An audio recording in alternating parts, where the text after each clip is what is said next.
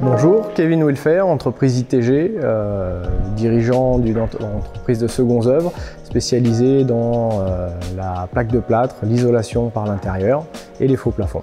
Nous utilisons le DTU 4510 pour les aménagements de combles, donc l'isolation des combles, qu'ils soient combles aménagés ou combles perdus.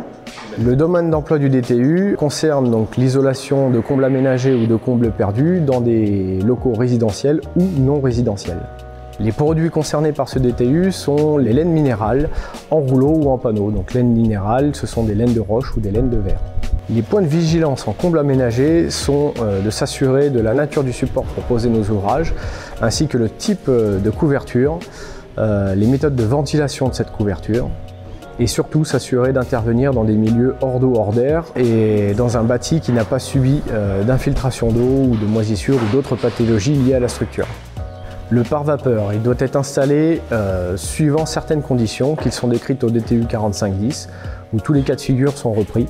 Et en fonction de cela, on détermine s'il est nécessaire ou non de mettre un pare-vapeur et de quelle performance.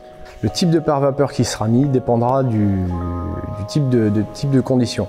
Par exemple, dans le cas courant, hors zone très froide, c'est un pare-vapeur d'une valeur SD de 18 mètres qui sera mis en œuvre.